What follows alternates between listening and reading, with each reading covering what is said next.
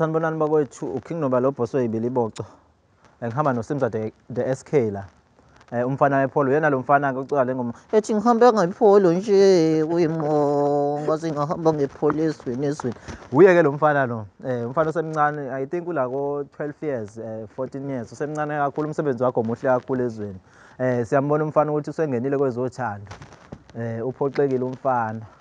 Uyasho la uze ngengoma entsha ke la akazanga ngepholo, wahamba ngepholo wathula amantombazane, mayithola intombazane yamfebela, usebuya manje sethu unondindwa, usekhipha ingoma ethu unondindwa. Kanjalo ke ezweni kuphuma amaciko ngenxa yokuphoxeka othandweni, naye nendoda la seyiphoxekile othandweni, seyifika nengoma yayo entsha ethu unondindwa. Bakwethu ngicela niqhubeke njalo niphoxa abantu besifazane, niqhubeke njalo niphoxa abantu besilisa kuze kuzophuma amaciko njengalo mbhemi lo, kuphume osonkondlo, kuphume bonke abantu abangamaciko ezweni, ngoba nomfana uphoxekile usethu unondindwa manje. Uma ethu unondindwa ngifike lo mbono nami angathi ukhuphuka umoya, angathi ngingake ngihaye kancane, ngisho kancane ngithi othandweni kunzima.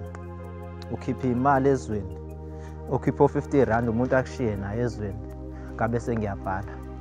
Ngathi owathi omunye angiphinde ngibhala, ngabe sengiyabhala.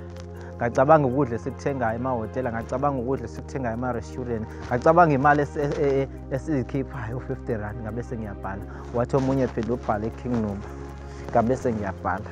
Wathi omunye phinde ubhale futhi Cofi, noCofi wabe sewabhala. Ngokukagubhela chapter 1, idlelani imali zethu bese niyasiphetha amantombazane. Ngabe sengayibuza lo mbuzo ezweni, ngabe sengabona ukuthi ingakho nje ezweni kuba nje ingoba bafuna ukudla imali zethu bese baphile kahle ezweni, thina sisale sinje. Wathi omunye angiphinde ngibhale futhi ngathi qhubekani mantombazane sithethishe kumnandi ezweni, kusazoba mnandi, kwenzele sobhala izinkondlo, sibhale izinkondlo sithi onondinda, sibhale ingoma ngokukaKing Nuba chapter 1. Ngiyabonga ezweni.